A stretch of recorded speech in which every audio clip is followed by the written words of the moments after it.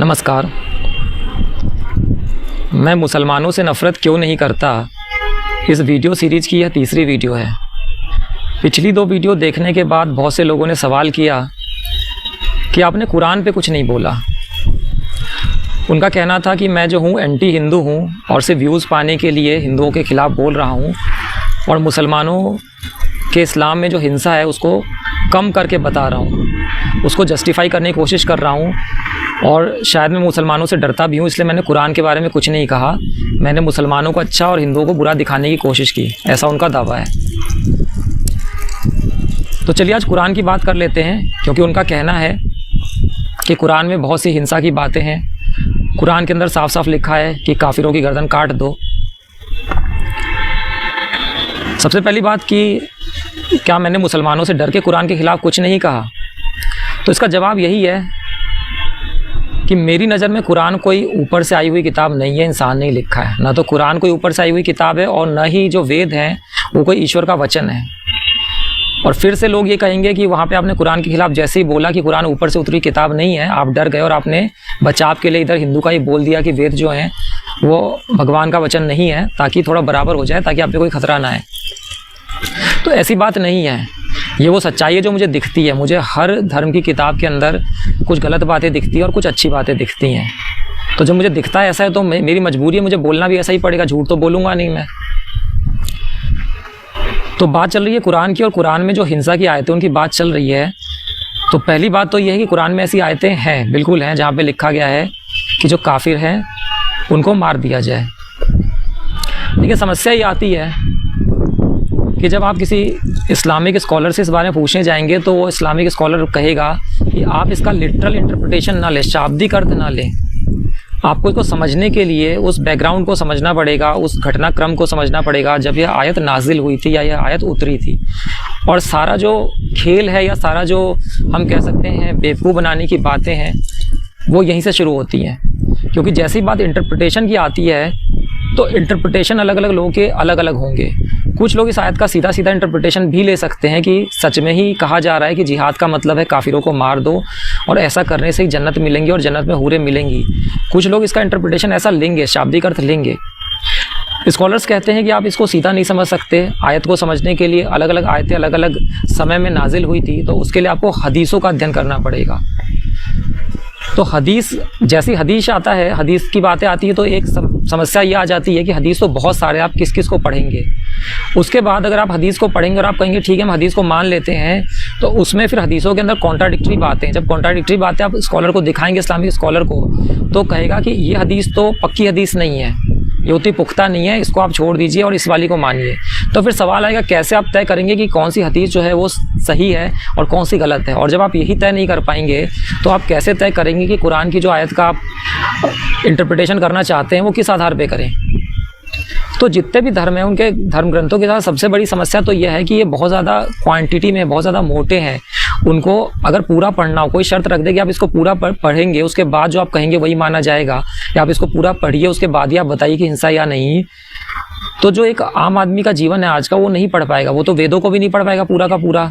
रामायण महाभारत, रामायण वाल्मीकि वाली जो लिखी हुई है टीवी में सबने देख रखा है, लेकिन अगर पढ़ना है असली वाल्मीकि लिखी रामायण तो कितने लोग पढ़ पाएंगे। अपने जो भी नौकरी पेशा लोग हैं या बिजनेस करते हैं, जो आम आदमी को कैसे पढ़ पाएगा। ऐसी हदीस इतनी सारी आप कैसे पढ़ पाएंगे। और जब आप पढ़ ही नहीं पाएंगे तो आप 100% गारंटी के साथ उनको दिखा नहीं सकते कि इस वर्ष में ये लिखा है, इस आयत में ये लिखा है, इस वेद की ऋचा में ये लिखा है। और इसीलिए जो स्कॉलर है वो अपनी अलग अलग इंटरप्रिटेशन देते रहेंगे। कुछ स्कॉलर्स कहेंगे कि बिल्कुल लिखा है कुरान में, जाके काफिरों की गर्दन काट दो और इसी से तुम्हें जन्नत मिलेगी। कुछ स्कॉलर कहेंगे कि वेदों में लिखा हुआ है कि बलि दो, उसमें भी नर बलि की बात भी है, जिस पे मैं अभी थोड़ा आगे और चर्चा करूंगा।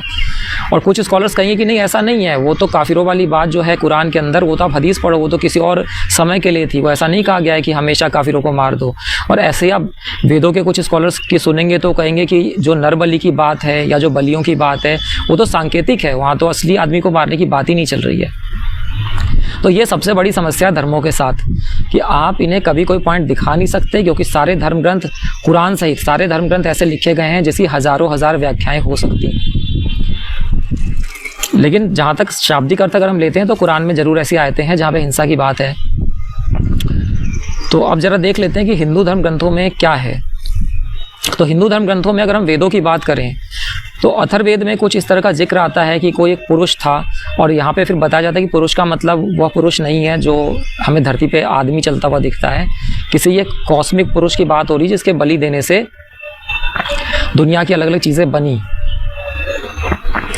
इसके अलावा और भी वेद हैं जहाँ पे नर बलि, या जैसे अश्वमेध यज्ञ होता है जिसमें घोड़े की गर्दन काट दी जाती है, वैसे ही नरमेध यज्ञ की भी बात है। फिर वही समस्या आ जाती है, कुछ लोग इसे कहते हैं कि सच में वो आदमी की बलि देने की बात है, और कुछ लोग कहते हैं कि ऐसा नहीं है, वो कुछ सांकेतिक बात है, उसका अर्थ कुछ और है। और जब आप पढ़ने बैठेंगे तो इतनी मोटी मोटी किताबें कि आप उसे पढ़ ही नहीं पाएंगे, बहुत कठिन होगा, और पढ़ भी पाएंगे तो इस तरीके से लिखी गई हैं कि उनको समझना बहुत ज़्यादा कठिन है। लेकिन क्योंकि हिंदुओं के पुराने ग्रंथों में ऐसी बातें लिखी हुई हैं, इसीलिए आगे चल के धीरे धीरे हिंदू समाज में जो बलियाँ थी, जिसमें नरबली भी थी, वो व्याप्त हो गई। अगर हम कुछ चीज़ें देखें, जो सबसे पहली चीज़ है वो है सती प्रथा। तो सती प्रथा सीधे तौर पे बलि तो नहीं है, लेकिन अगर आप उसको समझेंगे तो बलि से कोई कम भी नहीं है। एक औरत को अगर आग में झोंक दिया जाए तो ये बलि से कम मुझे तो नहीं लगता।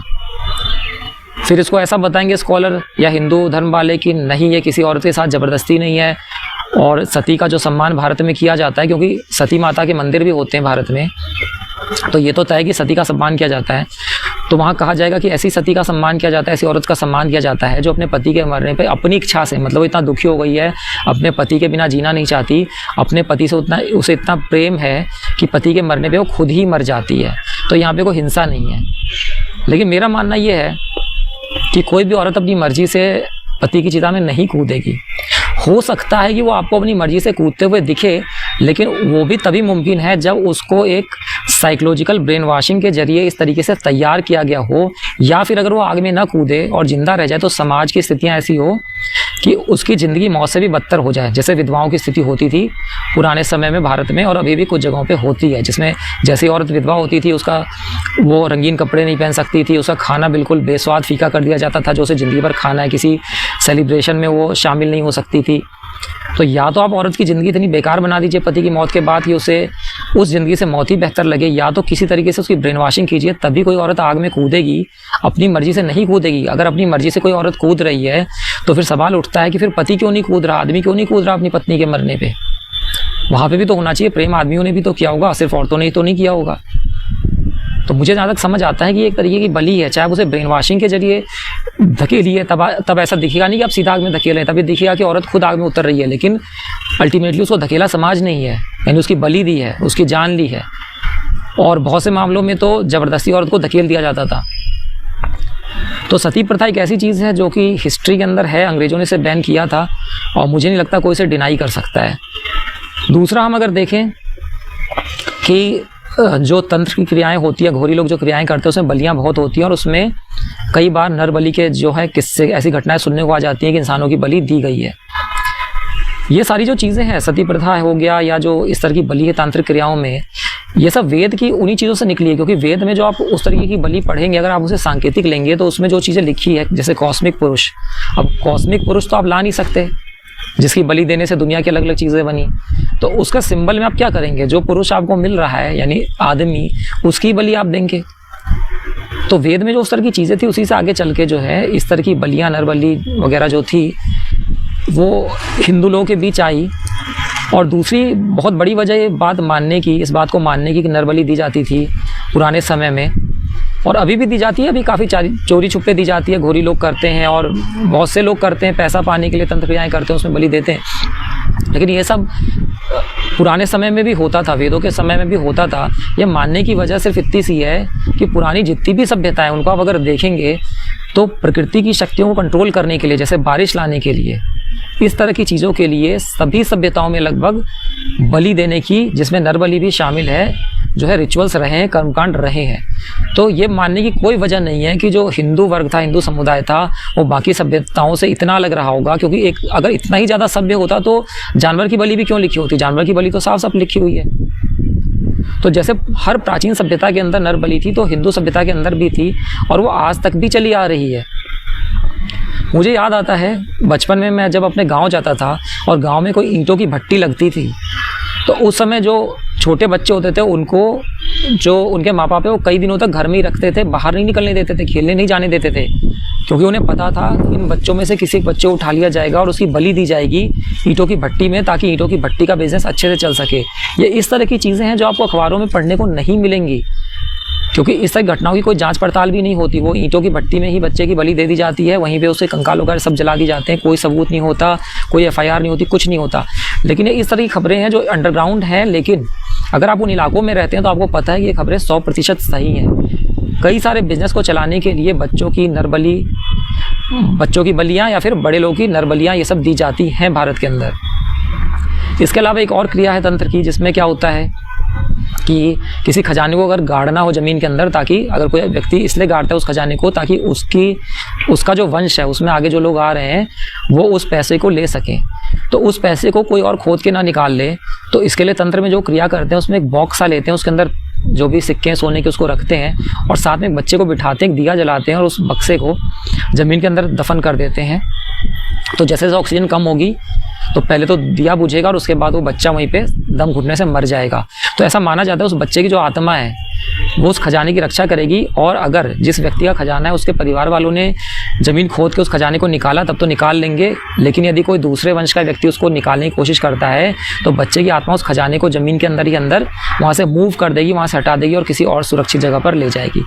तो इस तरह के जो अंधविश्वास हैं वो भारतीय समाज में है, और इन अंधविश्वासों के चलते जो है बलियां दी जाती रही हैं, और इन अंधविश्वासों की जड़ कहीं ना कहीं आपको किताबों में ही मिलेंगी, धार्मिक किताबों में ही मिलेंगी। तो यहाँ पर हमें ये समझ लेना चाहिए कि किताबों में लिखे होने से कुछ नहीं होता। किताबों में लिखा हो कि काफिरों की गर्दन काट दो, या किताबों में लिखा हो कि बलि दे दो, उससे कुछ नहीं होता। इस बात का जो एक 100% सबूत है, अगर आप आँख खोल के देखें तो मेरी नज़र में सबूत ये है कि हिंदुओं की किताब है महाभारत, उसमें साफ लिखा है कि भाई का हिस्सा मत मारो। कानूनन जो भाई का हिस्सा है ज़मीन पे, प्रॉपर्टी पे, वो आप इज्जत से दो। और ये इतनी बड़ी बात थी महाभारत के हिसाब से कि इसके लिए कृष्ण जिन्हें भगवान कहा गया, उन्होंने अर्जुन को कहा कि इसके लिए पूरी लड़ाई लड़ो, भले ही पूरे खानदान वाले को मारना पड़े, अपने गुरुओं को मारना पड़े, सबको मार दो, लेकिन तुम्हारे साथ ये जो अन्याय हो रहा है कि भाई तुम्हारा हिस्सा मार रहा है, उसको बर्दाश्त मत करो। मेरे हिसाब से तो ये था महाभारत में। और उतना एक्सट्रीम तक जाना भले ही सही हो या ना हो, लेकिन ये तो सही है, कोई आपका हक मार रहा है तो आपको जितना आपके लिए संभव उतनी आवाज़ तो उठानी चाहिए, उतना विरोध तो करना ही चाहिए। तो महाभारत से हिंदुओं को तो ये सीख मिलनी चाहिए थी कि भाई का हिस्सा ना मारा जाए। और अब मुझे बोलने की जरूरत नहीं है, जो हिंदू हैं वो जानते हैं, अपने खानदान में ही जानते होंगे ऐसे लोग को जो भाई का हिस्सा मारे हैं, और भाई का हिस्सा मारने के लिए वो भाई के साथ मारपीट, धमकी, सब कुछ करने को तैयार है। कई मामलों में तो कत्ल भी कर दिया जाता है। तो जब हिंदुओं की किताब में लिखा है कि भाई का हिस्सा मारना इतना बड़ा धर्म है कि उसके ऊपर धर्म को स्थापित करने के लिए, यानी उस गलती को सही करने के लिए सामने वाला जो पक्ष है वो अपने गुरुओं तक को मारने में न हिचके, और ऐसा खुद भगवान कह रहे हैं, तो उस महाभारत को पढ़ने के बाद कौन से हिंदू, क्या सारे हिंदू ऐसे हो गए, अच्छे बन गए क्या जो अपने भाई का हिस्सा नहीं मारते? अगर नहीं तो किसी किताब में, कुरान में लिखा होने से काफिरों को मार दो, ये कैसे माना जाए कि सारे मुसलमान जो हैं वो काफिरों की गर्दन काट देंगे? या अगर वेदों के अंदर बलि की बात है, नर बलि को नहीं मानेंगे बहुत से लोगों, कहेंगे वो सिंबॉलिक चीज़ दी हुई है, वो सांकेतिक है, उसका मतलब नहीं है, लेकिन जानवरों की बलि तो मानेंगे, क्योंकि जानवरों की बलि तो आज तक कामाख्या मंदिर में दी जाती है। अगर वेदों में नहीं थी, अगर धार्मिक किताबों में नहीं थी, तो कहाँ से आ गई? कामाख्या मंदिर में क्यों दी जाती है? या सरकार को कानून बनाने के लिए ये पशुओं की बलि को क्यों बंद करना पड़ा? मैंने पिछली वीडियो में भी बताया था कि मैं मिथिला हिस्से से हूँ, मैथिल ब्राह्मण हूँ। अगर जाति व्यवस्था को देखा जाए, मैं तो नहीं मानता कोई ब्राह्मण या शूद्र होता है, लेकिन जाति व्यवस्था को देखा जाए तो मैं मैथिल ब्राह्मण हूँ, और मैथिल ब्राह्मण के तो जनों पे बकरों की बलि दी जाती है। तो ये सब बलियां तो लिखी हुई हैं धार्मिक किताबों में, तो फिर क्या सारे हिंदू बलि ही दे रहे हैं? या ऐसा तो है ही नहीं, ऐसा हो ही नहीं सकता। कई हिंदू हैं जिनको आप वहाँ पे खड़ा अगर कर दो जहाँ बलि दी जाए तो उन्हें बहुत खराब लगे। तो मैं आज आपको बताता हूँ कि कुरान इंसानों की लिखी हुई किताब है, वेद भी इंसानों की लिखी हुई किताब है। इन सभी किताबों में कुछ अच्छी बातें, कुछ बुरी बातें हैं, और कोई मुसलमान कितना ही कहता रहे, मैं आपको कहूँगा कुरान सबसे ऊपर नहीं है। कोई हिंदू कितना ही कहता रहे, मैं आपको कहूँगा वेद सबसे ऊपर नहीं है। सबसे ऊपर है प्रकृति का नियम। और किसी कुरान को मानने वाले मुसलमान की हिम्मत हो, किसी वेद को मानने वाले हिंदू की हिम्मत हो, तो ये साबित करके दिखाया कि प्रकृति के नियम को बदल कर देखा है। मैं आपको प्रकृति का नियम बताता हूँ। प्रकृति का नियम यह है कि इंसानों के बीच विविधता होगी, कभी ऐसा नहीं होगा, कभी नहीं होगा। चाहे आप किसी किताब में लिख लीजिए, चाहे आप कितना प्रचार कर लीजिए, उस किताब को कितना ही धार्मिक बता दीजिए, अल्लाह की दी हुई किताब बताइए, भगवान के उतरे हुए वचन बताइए, किसी भी स्थिति में आप प्रकृति के इस नियम को नहीं बदल सकते कि हर आदमी एक जैसी सोच का हो जाए। आप किताब में लिख दीजिए काफिरों की गर्दन काटनी है, यह जो है सवाब का काम है, पुण्य का काम है, लेकिन तब भी आप सारे मुसलमानों को ऐसा बना ही नहीं पाएंगे कि सारे मुसलमान काफिरों की गर्दन काटने पर आ जाएं। नहीं आप सारे हिंदू को ऐसा बना पाएंगे कि सारे हिंदू जो हैं वो बलि दे रहे हैं। विविधता का नियम याद रखिएगा, विविधता का नियम कभी नहीं बदल सकता, कोई नहीं बदल सकता, क्योंकि यह प्रकृति का नियम है। तो किताब में लिखे होने से क्या होता है, हमेशा ये दिखाया जाता है, जैसे एग्जाम्पल के अगर हम पार्टीशन की बात लें, भारत पाकिस्तान का जो बंटवारा हुआ था, तो ये कहा जाता है कि पाकिस्तान साइड के जो मुसलमान थे वो वहाँ के हिंदुओं को मार देते थे, और वहाँ जो हिंदुओं को मारते थे उसकी लाशें यहाँ आती थी। इसको काउंटर करने के लिए बहुत से लोग ये भी कह सकते हैं कि यहाँ के भी जो हिंदू थे वो यहाँ के बहुत से मुसलमानों को मार दिया, और जो मुसलमानों की लाशें थी वो पाकिस्तान का ही। लेकिन मैं यहाँ पे उस काउंटर की बात नहीं करूँगा, मैं यहाँ पे बात कह रहा हूँ कि जब आप पाकिस्तान की बात करते हैं, वहाँ के मुसलमानों ने वहाँ के हिंदुओं को मारा, उन लाशों को ट्रेन पे लाद के भेज दिया इंडिया पार्टीशन के समय, जो कि फैक्ट है। लेकिन मैं गारंटी के साथ कह सकता हूँ कि जब कुछ मुसलमान हिंदुओं को काट रहे थे तो वहाँ कुछ मुसलमान ऐसे भी थे जिन्हें चीज़ ख़राब लग रही थी, और वो कहने में डर भी रहे थे, क्योंकि अगर वो इसका विरोध करते, जोर शोर से विरोध करते, तो मुसलमान जो हिंदू गर्दन काट रहे थे उन मुसलमानों की भी गर्दन काटते। ऐसा ही हिंदुओं में भी था। अगर कुछ हिंदू यहाँ पे काट रहे थे कुछ मुसलमानों को और पाकिस्तान भेज रहे थे, तो जाहिर सी बात है यहाँ पे भी ऐसे हिंदू थे जिन्हें बात ख़राब लग रही थी। हम आतंकवादी संगठनों की बात करते हैं कि कुरान की आयतें पढ़ के देखो कितने हिंसक बन गए और काफिरों को मार रहे हैं, उनकी गर्दन काट रहे हैं। तो इससे तो सिर्फ काफिरों को परेशान होना चाहिए, काफिरों को डरना चाहिए, मुसलमानों को तो नहीं डरना चाहिए। लेकिन इन आतंकवादी संगठनों से मुसलमान भी डरते हैं, उनका जीवन भी तबाह होता है। अगर आप 90s का टाइम देखें, जब इंडी पॉप का म्यूज़िक चल रहा था भारत के अंदर, उसी समय पाकिस्तान में भी पॉप म्यूज़िक के बहुत से एल्बम आते थे उस लेवल के। जो उस समय के लोग हैं वो जानते हैं इस बात को। लेकिन उस पूरी म्यूजिक इंडस्ट्री को वहाँ के आतंकवादियों ने तबाह कर दिया। जो म्यूजिशियन कंसर्ट करते थे उनके कंसर्ट्स में बम विस्फोट होने लगे। इतना ज़्यादा हो गया कि वहाँ की म्यूजिक इंडस्ट्री एक समय लगभग बंद सी हो गई थी, और वहाँ के जो सिंगर्स थे वो इंडिया आने लगे। तो उसमें भी कंट्रोवर्सी काफ़ी हुई कि वहाँ के सिंगर्स को यहाँ पे काम क्यों दिया जा रहा है, वो एक अलग टॉपिक है। लेकिन अगर आतंकवाद काफिरों के खिलाफ था तो वहाँ के मुसलमान क्यों तंग हुए, उन मुसलमानों की रोजी रोटी क्यों छीनी? तो जाहिर सी बात है कि कुरान को पढ़ के कुछ मुसलमान ऐसा इंटरप्रिटेशन लेंगे कि हिंसा करनी है, और कुछ लेंगे कि हिंसा नहीं करनी है। सूफ़ी लोग जो होते हैं वो भी तो कुरान को ही पढ़ते हैं, लेकिन वो उसका एक अलग इंटरप्रिटेशन लेते हैं। सूफ़ियों को अगर आप देखें तो वो गीत संगीत को भी पसंद करते हैं, बाकी धर्म के लोगों से भी मिलते हैं। तो इसलिए इंटरप्रिटेशन अलग अलग ही होगी, क्योंकि विविधता का नियम कभी नहीं बदलेगा। कुछ लोग हिंसक इंटरप्रिटेशन लेंगे क्योंकि उनके अंदर पहले से हिंसा है, उन्हें तो एक सहारा चाहिए बस कुरान का या वेदों का या किसी का भी। और कुछ लोग उसका हिंसक इंटरप्रिटेशन नहीं लेंगे। ऐसा ही मुसलमानों में होगा, ऐसा ही हिंदुओं में होगा। तो इससे मेरे मैटर नहीं करता कि किसी किताब में क्या लिखा हुआ है। मेरे मैटर ये करता है, जो पॉइंट है इस वीडियो को बनाने का वो यह है कि आप किसी समुदाय के प्रति नफरत ना पालें। आप देखें व्यक्ति क्या, अगर एक व्यक्ति हिंसक है तो चाहे वो हिंदू है चाहे मुसलमान है, आप उससे उतनी नफरत कीजिए। अगर एक भाई अपने भाई की प्रॉपर्टी पे ज़बरदस्ती कब्जा करने के लिए, जो उसका हक नहीं है, अपने भाई को मार देता है, और ऐसे बहुत से केसेस हैं, और आप उस कातिल से उतनी नफरत नहीं करते जितना एक मुसलमान से नफरत करते हैं, जिसके बारे में आपको ये भी नहीं पता कि उसने एक्चुअल में कत्ल किया या नहीं, बस आपको ये पता है कि कुरान में फ़ला आयत में फ़ला लिखा था। तो मुझे लगता है कहीं ना कहीं आपकी ब्रेन वॉशिंग हो चुकी है, और उस ब्रेन वॉशिंग से, उस कंडीशनिंग से आपको बाहर आना चाहिए। सबसे पहले आपके हित में होगा, बाकियों की तो आप बात छोड़ दीजिए। क्योंकि अगर आपकी ऐसी ब्रेन वॉशिंग है तो आपके साथ क्या हुआ कि आप बाजार निकले, आपको कोई टोपी पहना दिख गया, आपको गुस्सा है, आपको दुख हुआ, आपने कोई खबर सुनी किसी मुसलमान ने फला फला काम कर दिया, किसी को मार दिया, रेप कर दिया, अब आपको गुस्सा आया, आपका खून जला, आप परेशान हुए, दुखी हुए। तो हर जगह आपके लिए ट्रिगर पॉइंट तैयार होगा। बाजार जाएंगे, रेस्टोरेंट में खाने जाएंगे, फिल्म देखेंगे, आपको लगा रही है ये फिल्म तो मुसलमानों के फेवर में बनाए, ये तो एंटी हिंदू फिल्म है। हर जगह आप ट्रिगर होते रहेंगे। और अगर आप ऐसे इंसान हैं तो आप जानते भी नहीं कि एक जो अनकंडीशनड माइंड होता है उसके अंदर कितनी शांति होती है। वो बाजार से कैसे गुजरता है, कितनी शांति से, वो न्यूज़ को कैसे देखता है, उसके अंदर कुछ ट्रिगर नहीं होता, कितनी शांति रहती है। और अगर आप कंडीशनड माइंड के हैं तो पहली बात तो आपको मेरी बातें बेवकूफ़ी की लगेंगी। अगर आप पूरी तरह से कंडीशनड हो चुके हैं और आप मेरी बात कभी सुनना नहीं चाहेंगे, लेकिन अगर आपकी कंडीशनिंग में अगर हल्का सा भी डेंट पड़ा हो, मेरी वीडियो से या किसी और की बातों से वो फ़र्क नहीं पड़ता, अगर आपकी जो कंडीशनिंग है उसमें थोड़ी सी दरार आई हो, थोड़ा सा आपका दिमाग खुला हो और आप उस कंडीशनिंग से पूरी तरह से फ्री होना चाहते हैं, आप सच में उस बात को जीना चाहते हैं कि आप बैठे हैं, आपके चारों तरफ हिंदू मुसलमान अलग अलग तरह के लोग हैं और आपको कोई फ़र्क नहीं पड़ रहा, आप न्यूज़ देख रहे हैं, शांति से देख रहे हैं, अगर आप उस शांति को जीना चाहते हैं तो डिस्क्रिप्शन में टेलीग्राम ग्रुप का लिंक मैं देता हूँ, उस ग्रुप को ज्वाइन कीजिए, वहाँ आप मुझसे बात कर सकते हैं अगर आपको कंडीशनिंग से फ्री होना है।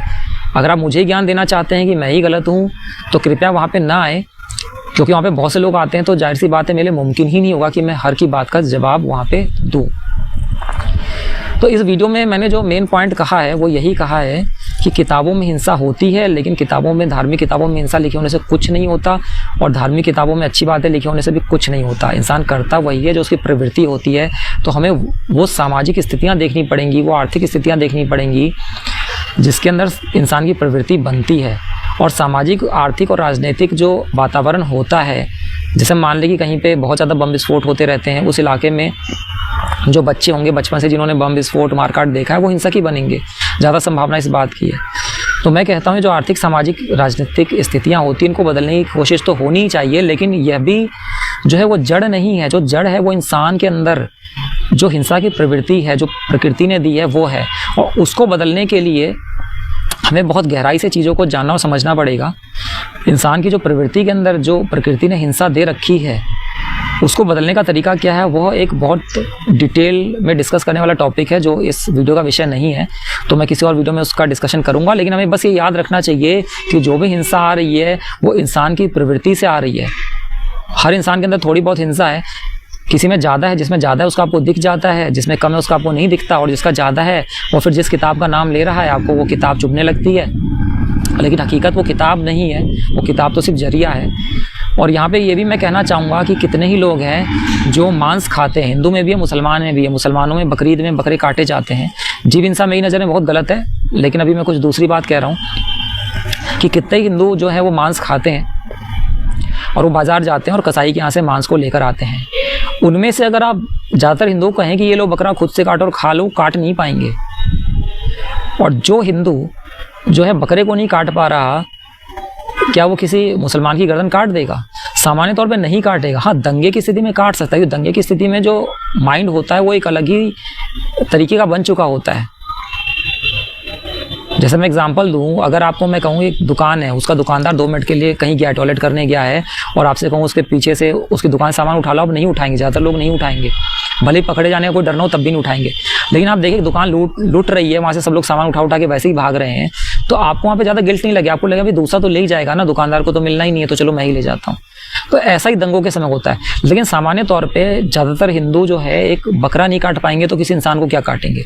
और यही बात मुसलमानों के बारे में भी है। बहुत से लोग कहेंगे कि नहीं वो देखो बकरीद में बकरा काटते हैं, लेकिन अगर आप कभी जाएं, उन लोगों के साथ बैठे, उनको समझें, समझने की बात भी छोड़िए, अगर आप हकीकत को देखने की कोशिश करें तो आपको देखिएगा एक परिवार के अंदर जब बकरा काटा जाता है तो कुछ लोग तो उसका समर्थन कर रहे होते हैं, कुछ लोगों के अंदर संवेदना नहीं होती उस परिवार में, उन्हें बड़ा अच्छा लग रहा होता है, हाँ बकरा कट रहा है। वहाँ पे भी धर्म एक बहाना ही है, उन्हें असल में उस हिंसा में मजा आ रहा होता है। लेकिन उसी परिवार का कोई बच्चा होगा, कोई दूसरा सदस्य होगा जिसे बहुत खराब लग रहा होगा। कितने ही मुसलमान ऐसे जो बकरीद के दिन अपने घर से बाहर चले जाते हैं क्योंकि उनसे वो हिंसा बर्दाश्त नहीं होती, वो इतने संवेदनशील है। तो मुझे जहाँ तक दिखता है ये बात किताब की नहीं है, धर्म की भी नहीं कि हिंसा कहाँ है, कहाँ गैर धर्म वालों को मारा जा रहा है। मुझे तो सिर्फ ये दिखता है कि इंसान के अंदर हिंसा है, किसी के अंदर कम, किसी के अंदर ज़्यादा, कोई संवेदनशील है, कोई गैर संवेदनशील है। और मैं जब भी किसी इंसान से मिलता हूँ तो मैं ये नहीं देखता वो हिंदू है मुसलमान है क्या है, मैं धीरे धीरे जानने की कोशिश करता हूँ किस तरीके का इंसान है, उसके अंदर दया कितनी है, उसके अंदर इंसानियत कितनी है। और जो लोग मुझे ऐसा लगते हैं जिनके अंदर दया है, इंसानियत है, तो मैं उनसे संबंध बनाना चाहता हूँ, उनसे मैं मेलजोल रखता हूँ। और जो मुझे हिंसक दिखते हैं उनसे मैं जितनी जल्दी हो सके दूरी बना लेना चाहता हूँ। अब मैं ऐसा करता हूँ तो जरूरी नहीं कि आप भी ऐसा मान ले, मेरी बातों से सहमति हो जाए, मैंने जो तर्क दिए उनको मान लिया। जो मैंने कहा है कि अगर वेदों में लिखा है नर बलि की बात तो आपको 100% वही माने जो मैं कह रहा हूँ, आपकी अपनी अलग व्याख्या भी हो सकती है। लेकिन इस वीडियो का उद्देश्य सिर्फ इतना है कि आपके अंदर अगर इस वीडियो की बातें सुनते कुछ एहसास जगा हो, कुछ ऐसा लगा हो कि आपके मन की जो एक बंद सोच थी उसमें एक हल्की सी दरार आई है, कुछ रोशनी की किरण जो है उस दरार से अंदर जा रही है, तो उस एहसास को आप जिंदा रखिएगा। इंटरप्रिटेशन आप किताबों की जो भी मानते रहें, लेकिन किताबों को छोड़ के इंसानों को देखने की कोशिश करें कि इंसान क्या कर रहे हैं, क्या नहीं कर रहे हैं। हिंदुओं में भी देखें, मुसलमानों में भी देखें, और उसके बाद सच्चाई को देखने की कोशिश के बाद आप पे अनुभव से जो आपको समझ आता है आप उसको माने, मेरी बात को बिल्कुल ना माने। तो आज के वीडियो में इतना ही, अगली वीडियो में फिर मिलेंगे, तब तक के लिए नमस्कार।